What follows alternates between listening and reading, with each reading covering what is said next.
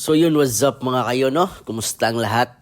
Ito pa nga yung pangalawang araw sa aking ginagawang manukan. Pero bago magsimula, papakita ko muna sa inyo ang aking kulungan. Ang aming kulungan nga po pala. Ito yung kulungan ng baboy namin, kaso nga lang walang laman dahil na dito sa lugar namin ay nagkakasakit yung mga baboy. Yung tinatawag nila ASF ba yun? Sobrang daming namamatay ng mga baboy rito, kaya walang pili-pili kamo kahit inahin, biik. Kahit malalaki na siya, wala talaga. Kahit nung mga kapitbahay namin rito sa amin, ubos, walang natira. O siya, balik tayo sa kwento ko. Ito yung pangalawang araw sa aking paggawa ng manukan. Medyo matagal lang akong hindi nakapag-upload gawa ng grabe. Napaka-busy akong tao. Napaka-busy, grabe. Hindi, pumunta ako ng Manila daw gawa ng may inisikaso ako. Dahil matatapos na ang ating bakasyon, ay babalik na ulit tayo ng barko. Naubusan na ako ng pera ngayon. Ay, ubos talaga. So nga ngayon mga kayo, ay kumuha ako ng Madrid Cacao. Ano ba yan? Putik yan lase. Di ko mabanggit. Ito yung gagawa natin pang poste. Itong Madrid Cacao. Sinasabi ko nga di ba? So, dahil nung nakaraan mga kayo, ay gumawa ako ng bakod sa gilid. Cyclone yung gamit ko. Ngayon, ito ang gagawin kong poste.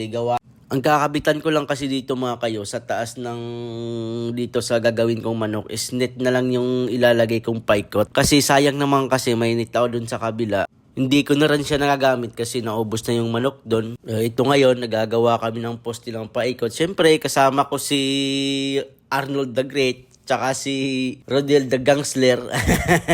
Yung mga dalawa kong kasamahan ko rito para gumawa na bubuhin to. Natapos na nga namin tong poste na to. Kaya ang gagawin naman namin dito is lalagyan na namin ng net. Kumbaga ito yung magiging area sa loob. Medyo malawak-lawak din siya mga kayo. Siguro magkasya siguro yan mga 50 o mga 40 manok. Diba ito yung pinakataas na. Sinimulan na namin maglatag ng net dito sa pinakataas. Ganyan po siya, nasa 10 feet o 12 feet ata yung haba ng net na ikakabit namin dito sa pinakataas niya. Pero maganda sana kung bamboo yung poste natin, no? Para medyo tumagal siya. Pero sa akin naman, okay din naman siguro itong Madrid Cacao.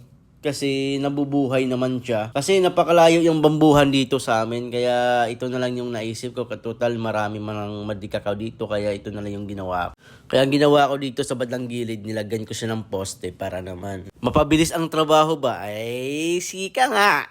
Dapat magtutulungan tayo para mapabilis ang trabaho, di ba? Nakaka-excite lang kung ano magiging resulta nito. Kasi medyo, yung gusto ko dati ba, medyo ay nakukuha ko na. Ika nga nila, siyempre, patayo-tayo na lang tayo dyan. Itong gagawin nyo, itong gagawin ko. Subali, ito yung kabuhan niya. Ang bilis namin natapos. Subali, umabot kami ng alas 5 siguro dito or 4:30. Tapos sa susunod na araw, papalinis natin yan para malinis talaga siyang tingnan. Tapos lagyan natin ng tipe. Yun lang for today's video. Bye-bye. Abangan nyo sa next vlog ko.